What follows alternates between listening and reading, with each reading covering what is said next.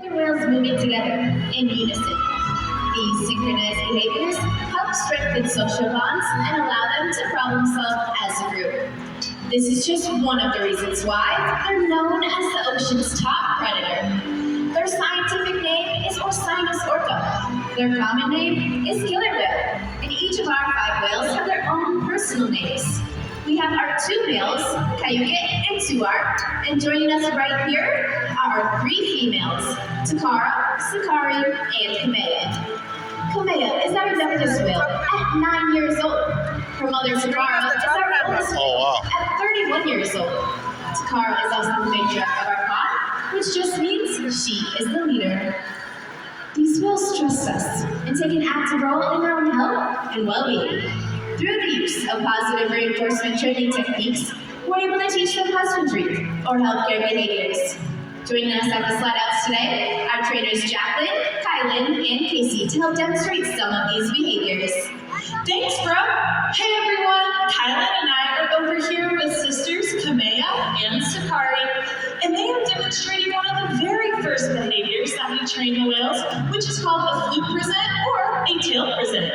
Now in this position, not only do we have a view of their entire body, but we also have access to the easy to see shallow veins that run right here on the underside of their tail. Now at least once a month, our veterinarians can come and collect a blood sample from these veins, and as you can see, the whales are conditioned to remain calm throughout the entire procedure.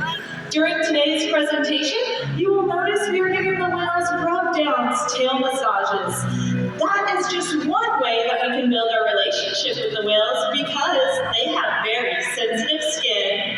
Thanks, Jacqueline. Hey everybody, I'm over here on this side of the pool, the oldest member of our KillerWhale pod, Takara. So collecting these blood samples is just one way to ensure the health of the killer whales.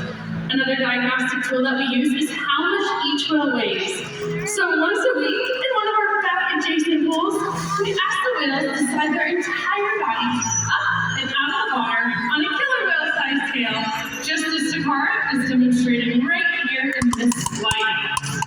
Now you'll notice that a portion of her body is remaining in the water, from her dorsal fin all the way down to her tail fleece. This area is called her peduncle, and it weighs hundreds of pounds as it contains many large muscles. So in order to get an accurate weight, we'll simply ask the whales to lift that tail out of the water. That's how I know that Takara is weighing in at 4,620 pounds. It's so important that we weigh the whales to help ensure that our younger whales, like Sakari and Kamea over there, are growing appropriately, and our more mature whales, like Takara, is maintaining a healthy weight. All the husbandry behaviors at SeaWorld help to ensure that the whales are both healthy and thriving. And the care isn't just physical. Mental stimulation and play are vital, and we surprise and engage with our whales at every opportunity. Play is how killer whales teach their young to hunt, and for the adults, play is important too. See, they just enjoy having fun. Making time for play is an important part of life for killer whales, and for us. Hey everyone, moving down to the glass with our new friend Samantha. Hey Samantha, why don't you turn around and give the audience a big wave hello. Awesome. Observational learning and mimicry play a critical role in the life of the killer whale. We will see them watching their mothers and other members of the pod to learn necessary life skills. Here at SeaWorld, they did that with us by playing a little game of follow the leader. So Samantha, do you want to play this game with sisters Sakari and Kamea? You do? Awesome. Why don't you take that left hand, stick it straight up in the air, and give them a big wave hello. Look at that, Samantha. As you can see, they were paying very close attention to you. Now, killer whales have excellent eyesight both above the water and below. Sometimes sometimes we will see them jumping completely out of the water, and that is called a siding bow. And they do that to get a better view of their surroundings. So I'm gonna have you ask them to demonstrate. Go ahead and point that left hand straight at the girls and throw it up and over your shoulder. Great job, Samantha. I think they saw you. And they're gonna dive all the way down to the bottom of this habitat. You can see them pumping their tail flukes. Now if you look to the center of the pool, they're coming up and out of the water. Wow, that was incredible! Hey everybody, I'm down here at the glass hanging out with my new friend Sudaka, and we are spending some time with Takara. So killer whales communicate in a variety of ways, and one of those ways is by manipulating that blowhole on top of their head to make all different types of vocalizations. So I'm going to have you ask Takara to make one of those vocalizations right now with that first hand signal I showed you.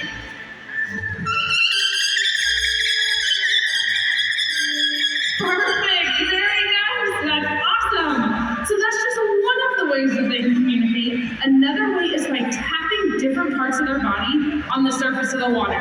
So that may be her pectoral flippers, her tail flukes, or even her entire body. And when a killer whale leaps out of the water and crashes their body on the surface, it's actually a sound that can be heard for miles around because sound travels 4.5 times faster in the water than it does in the air. So we're going to ask Takara to demonstrate this right now with a behavior called a breach. Remember that second hand signal? All right, on the count of 3. 1, 2, 3. Very nice. She saw you and she is taking off. You can come all the way up here so you can get a really good look as she dives down to the bottom of the pool using that power